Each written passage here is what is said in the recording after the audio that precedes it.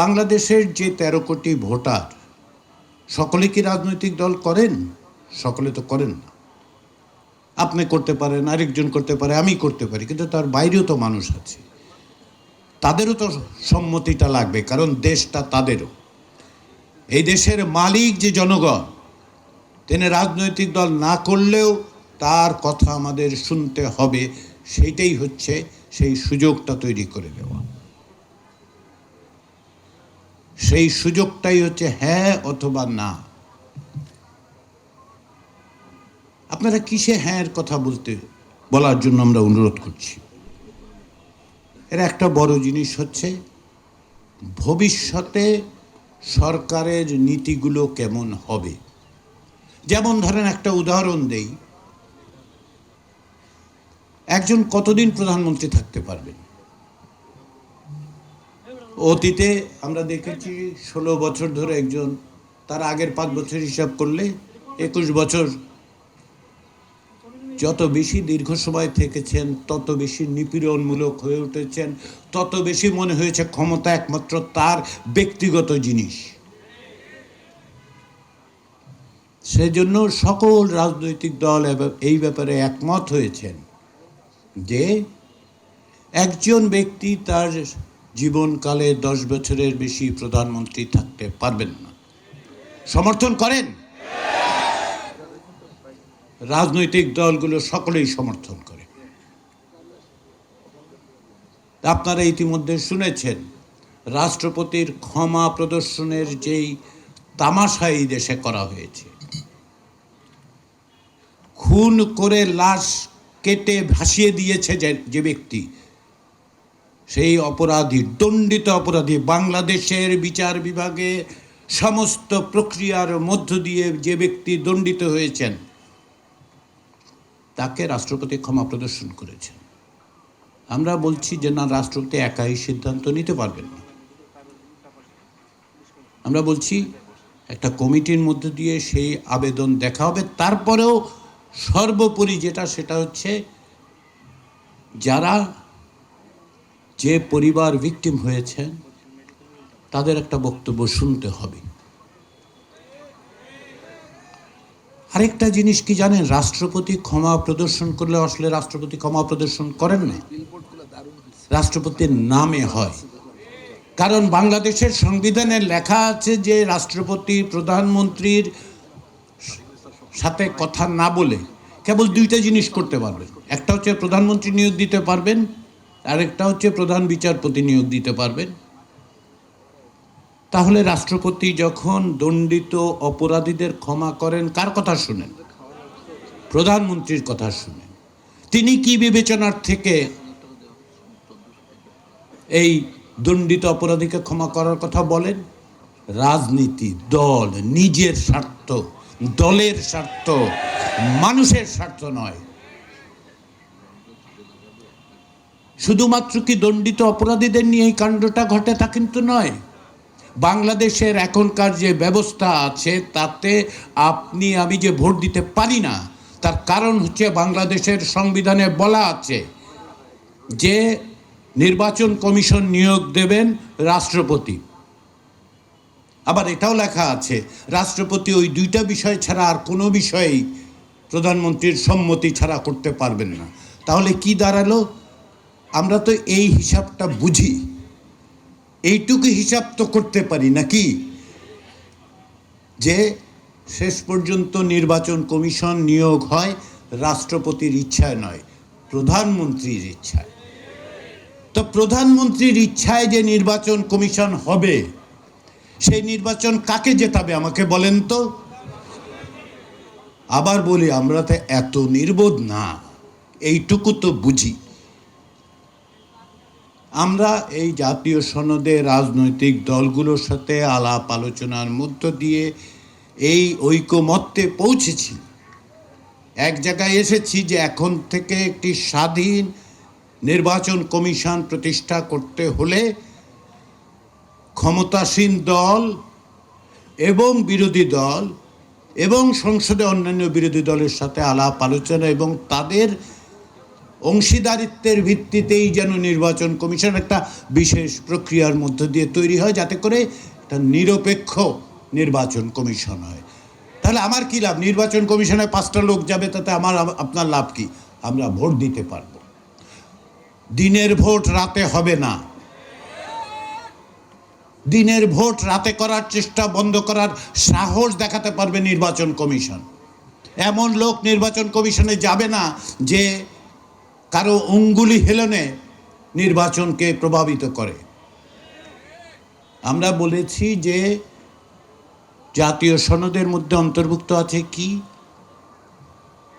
বলা হচ্ছে যে পাবলিক সার্ভিস কমিশনটাও যেন স্বাধীন থাকে। কি কারণে? কারণ হচ্ছে আপনার আমার ভাই, ছেলে, সন্তান, কন্যা, এরা কি চায়? এরা একটা প্রতিযোগিতামূলক ব্যবস্থা চায়, যাতে সে তার যোগ্যতা থাকলে যেন চাকরিটা সে পেতে পারে। সরকারি চাকরি তো কোনো দলের বিষয় হতে পারে না। যার যোগ্যতা আছে বাংলাদেশের স্বার্থে, আমরা তো যোগ্য মানুষকেই যোগ্য জায়গায় দিতে চাইব, চাইবেন না? আমরা বলেছি যে জাতীয় সনদের মধ্যে অন্তর্ভুক্ত হয়েছে যে রাজনৈতিক দলগুলো অধিকাংশই এই বিষয়ে একমত হয়েছে যে স্বাধীন পিএসসি তৈরি করতে হবে। কি কারণে? যেন সকলে সুযোগটা সমানভাবে পায়। আপনাদের অনেকের মনে থাকবে, সাবেক সরকারের একজন উচ্চ পদস্থ ব্যক্তি একবার বলেছিলেন ছাত্রলীগের ছেলেদেরকে, আপনারা কেবল পরীক্ষা দেন, বাকিটা আমরা দেখব। তাই না? আমরা বলছি সেটা আর বাংলাদেশে চলতে পারে না। আমরা বলছি যে ক্ষমতা কেবল একজন ব্যক্তির হাতে যেন না থাকে, সেই ব্যবস্থা করতে হবে। আমরা কি একজন প্রধানমন্ত্রী চাই? অবশ্যই একজন প্রধানমন্ত্রী থাকতে হবে। আমরা কি চাই যে প্রধানমন্ত্রীর হাতে যথেষ্ট ক্ষমতা থাকুক যাতে তিনি দেশ পরিচালনা করতে পারেন? অবশ্যই আমরা এটা চাই। কিন্তু আমরা এটাও চাই, রাজনৈতিক দলগুলো এটাও চান যে প্রধানমন্ত্রী যাতে সব ক্ষমতা তার হাতে এটা না থাকে। সেটার একটা ব্যবস্থা হচ্ছে দীর্ঘদিন যেন তিনি না থাকেন, সেই ব্যবস্থা। আরেকটা ব্যবস্থা কি? তার একটা জবাবদিহির জায়গা তৈরি করা দরকার। তার কাছে সমস্ত রকম নিয়োগ প্রক্রিয়া যেন তার হাতে গিয়ে না পৌঁছায়। সংসদে যেন এমন ব্যবস্থা থাকে যে তার দলের লোকজন অন্তত পক্ষে বেইনসাফি কথার বিরুদ্ধে দাঁড়াইতে পারে। সেটা কি? সংবিধানের একটা অনুচ্ছেদ আছে, 70 অনুচ্ছেদ, আপনারা নিশ্চয়ই শুনেছেন। বলা হচ্ছে যে নিজের দলের বিরুদ্ধে ভোট দেওয়া যাবে না, কথা বলা যাবে না, এমনকি অনুপস্থিত থাকা যাবে না। রাজনৈতিক দলগুলো একমত হয়েছেন কি না এটার পরিবর্তন করতে হবে। অধিকাংশ রাজনৈতিক দল বলছেন যে দুটো বিষয় ছাড়া বাদ বাকি বিষয়গুলোতে যেন আপনার আমার প্রতিনিধি কথা বলতে পারেন সংসদে। আমরা তো কথা বলার জন্য পাঠাই তাদের, তাই না? কথা বলতে পারেন। দুটো বিষয় কি? একটা হচ্ছে অর্থ বিল, বাজেট। দেশ চালাতে হবে, সরকারকে দেশ চালাতে হবে। বাজেট যদি ঠিকমতো পাস না হয়, সকলের বেতন বন্ধ হবে, সকলে দুর্ভোগের মধ্যে পড়বেন। আমরা বলছি সেটা হওয়া দরকার নেই। সেইটা ক্ষমতাসীন দলের দেয়া প্রস্তাবের ব্যাপারে ক্ষমতাসীন দলের সকলে যদি একমত, শুধু ক্ষমতাসীন দল নয়, অন্য দলেরও সবাই যাতে একভাবে ভোট দিতে পারে দলের কথা শুনে। আর ক্ষমতাসীন দল সংখ্যাগরিষ্ঠ, তারা পাশ করাবেন। আমরা বলছি অবশ্যই এটা করা দরকার। রাজনৈতিক দলগুলো বলছেন অবশ্যই সেটা করা দরকার।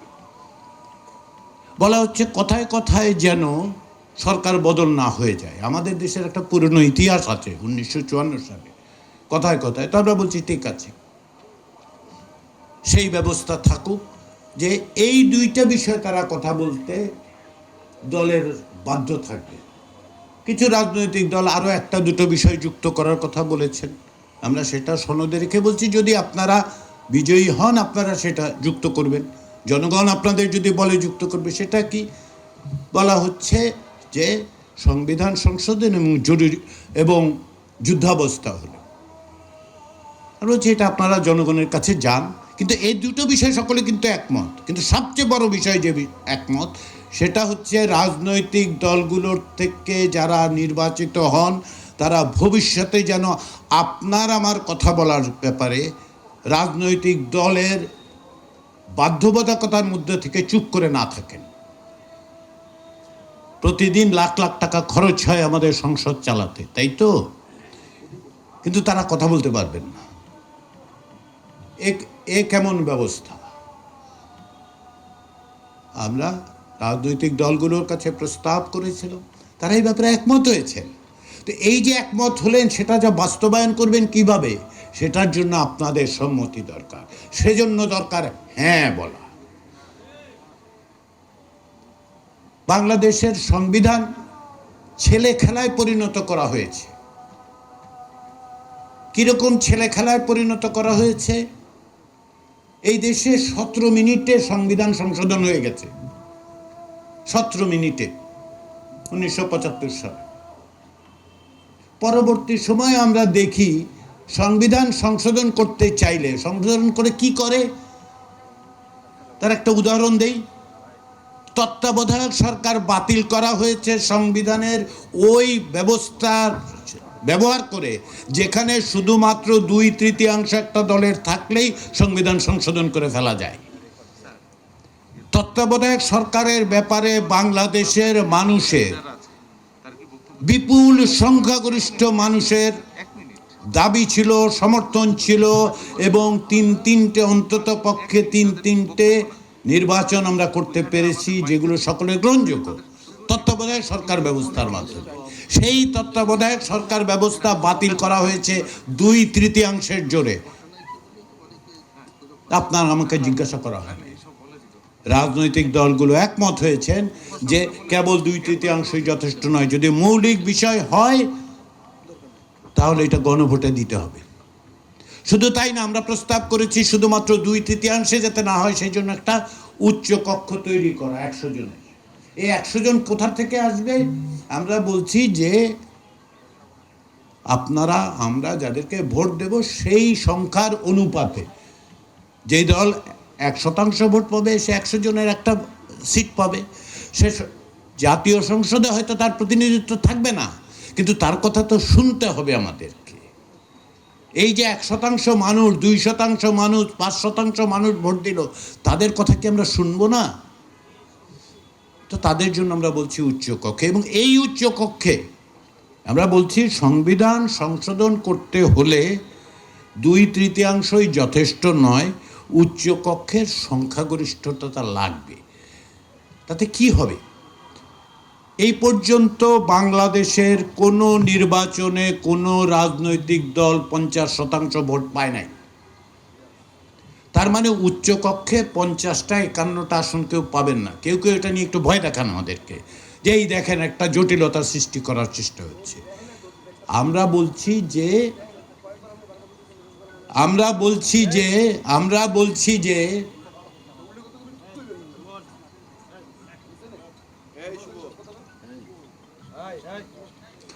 বলছি যে উচ্চ কক্ষে সংখ্যাগরিষ্ঠতা লাগবে, মানে 51 জনের সমর্থন লাগবে। ধরুন একটা দল 42% ভোট পেল, তাহলে কি হবে? তার অন্তত পক্ষে 42 জন থাকবে, সম্ভবত একটু বেশিই থাকবে। তাহলে তার 7-8টা লোক দরকার হবে। এই 7-8টা লোক আসবে কোথা থেকে? অন্য দল থেকে আসবে। তো যদি এমন কোনো সংবিধান সংশোধিত হয় যা এতই গুরুত্বপূর্ণ, জাতির জন্য এতই প্রয়োজনীয়, সেটার জন্য 7-8টা ভিন্ন দলের লোক একমত হতে পারবে না? তার কাছে কি আমরা বোঝাতে পারবো না? এবং তারা যদি এই রকম গোয়ার্তুমি করে, আমি গোয়ার্তুমি শব্দটা ইচ্ছে করে ব্যবহার করলাম, যে না আমরা যাব না ওই 40%, 42%-এর সাথে, তাহলে মানুষ, আপনারা আছেন, আমরা আছি, নাগরিকরা আছেন, সংবাদ মাধ্যম আছেন, তারা কি এই নিয়ে আলোচনা করে বোঝাতে পারবেন না?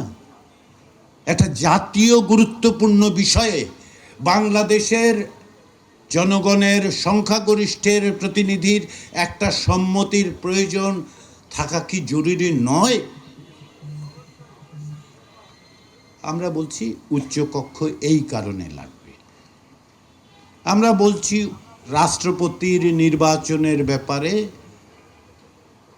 উচ্চকক্ষেও ভোট হবে এবং বলছি যে গোপন ব্যালটের মাধ্যমে, নিম্নকক্ষে এবং উচ্চকক্ষে গোপন ব্যালটে। কারণ তাহলে আমরা রাষ্ট্রপতি, দেখা যায় বাংলাদেশে 1991 সালের পরে একটি মাত্র রাষ্ট্রপতি নির্বাচনে বিরোধী দল প্রার্থী দিয়েছিল। খেয়াল করে দেখুন, কারণ কি? কারণ তারা জানেন যে সরকারি দল যাকেই দেবে সে জিতবেই, দরকার নেই আমাদের দেয়া। সেই অবস্থাটা বদল হতে পারে।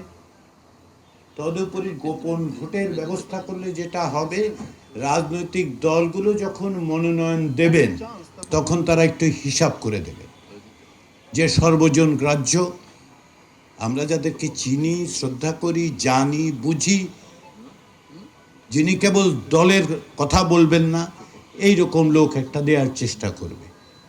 সেটা তো আমাদের জন্য জরুরি দরকার। কারণ হচ্ছে রাষ্ট্রপতি আসলেই রাষ্ট্রের প্রতীক, তার অনেক ক্ষমতা নেই। আমরা সামান্য কিছু ক্ষমতার প্রস্তাব করেছি, রাজনৈতিক দলগুলো অধিকাংশ ক্ষেত্রে একমত হয়েছে, কিন্তু উনি তো রাষ্ট্রের প্রতীক, উনি সর্বজন শ্রদ্ধেয় হোক, সেটাই তো আমরা চাইব। যদি চাই তাহলে এই ব্যবস্থাটা যদি গোপন ব্যালটে 2 কক্ষে রাষ্ট্রপতি নির্বাচনের ব্যবস্থা করা হয়, তাহলে রাজনৈতিক দলগুলো, আমরা তো আশা করতে পারি যে তারা একজন সর্বজন শ্রদ্ধেয় লোককে মনোনয়ন দেবেন, যাকে নিয়ে আমরা গর্ব করতে পারবো। এই রাষ্ট্রকে নিয়ে আমরা গর্ব করি, তার প্রতীককে নিয়ে কেন গর্ব করতে পারবো না? সেই ব্যবস্থার জন্যই আমরা বলছি যে গণভোট আপনাদের সকলের সামনে যে সুযোগটা তৈরি করেছে, সেটা কি? সেটা হচ্ছে দেশের যে আপনারা মালিক, আমরা মালিক, নাগরিকরা মালিক। আসেন একবার সকলে মিলে বলি, এই রাষ্ট্রের মালিক আমরা, আমরা এর ভবিষ্যৎ ঠিক করে দেব। এইটাই সুযোগ। এই সুযোগ প্রতিদিন আসবে না, প্রকৃতপক্ষে প্রতিদিন না আসাই ভালো। আমরা আসুন সকলে মিলে রাষ্ট্রের ভবিষ্যতের পথরেখা নির্ধারণের জন্য আমাদের প্রতিনিধিদেরকেই বলি যে দেশটা এইভাবে চালালে আমরা একটা ভালো ভবিষ্যৎ দেখতে পাই। প্রতি 5 বছরে প্রতিনিধি বদল হবে অথবা হবে না, একই দল হয়তো জিতবে, জিতুক। আপনারা জনগণ, সংখ্যাগরিষ্ঠ জনগণ যদি চান, অবশ্যই তারা থাকতে পারবেন, গণতন্ত্র তো তাই বলে। কিন্তু তাদেরকে ওই 5 বছরের বাইরেও যেন ভবিষ্যতের যে রাস্তা, সেই রাস্তাটা আমরা বলে দিই সকলে। অতীতে যে সমস্ত গণভোট হয়েছে, আগে সিদ্ধান্ত হয়েছে, পরে সম্মতি চাওয়া হয়েছে, এইবার আগে সম্মতি চাওয়া হচ্ছে, পরে তা বাস্তবায়নের ব্যবস্থা করা হচ্ছে। এইটা হচ্ছে পার্থক্য। আগে আপনি, তারপরে আপনার প্রতিনিধি, আপনাকে ছাড়া আপনার প্রতিনিধি নয়। সেটাই আপনার হাতে, আমার হাতে, বাংলাদেশের 13 কোটি ভোটারের হাতে চাবির মতো করে তুলে দেয়া হচ্ছে।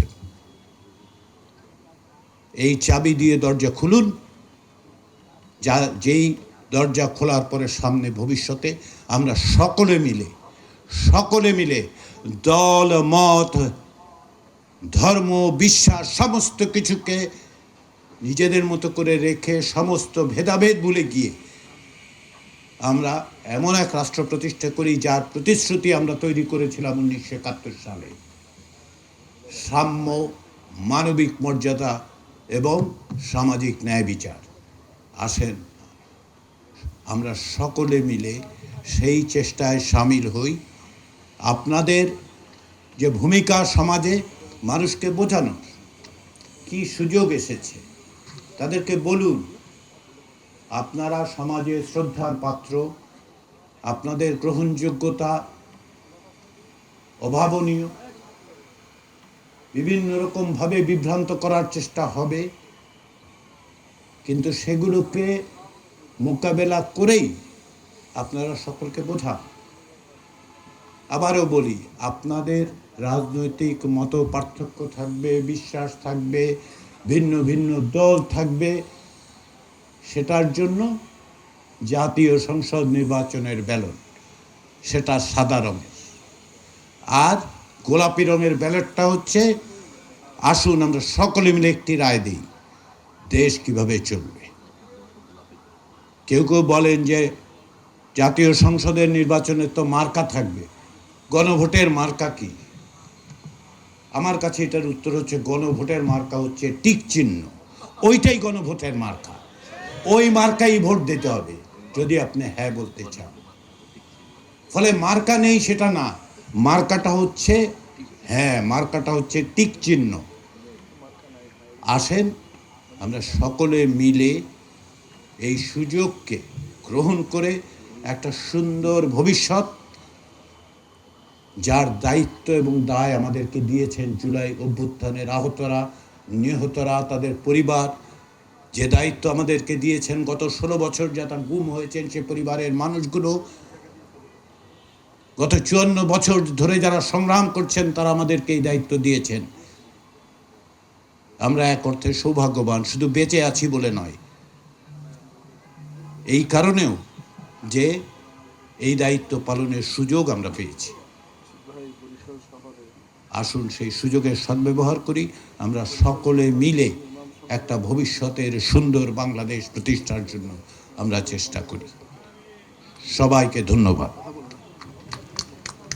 বিমান সাহেবগণ হ্যাঁ ভোটের পক্ষে বক্তব্য প্রদানের প্রতিক্রিয়া দেখালে আইনি কোনো প্রতিবাদ বা ভূমিকা নেওয়া হবে কিনা জানার প্রয়োজন। আপনারা সবাইকে বুঝিয়ে বলবেন যে হ্যাঁ ভোটের ফলে কি কি পরিবর্তন ঘটবে। আপনারা আপনাদের সামনে যে পোস্টার আছে সেখানে খেয়াল করে দেখুন, লেখা আছে হ্যাঁ ভোট দিলে উপরের সব কিছু পাবেন, না ভোট দিলে কিছুই পাবেন। এটাই বলুন না।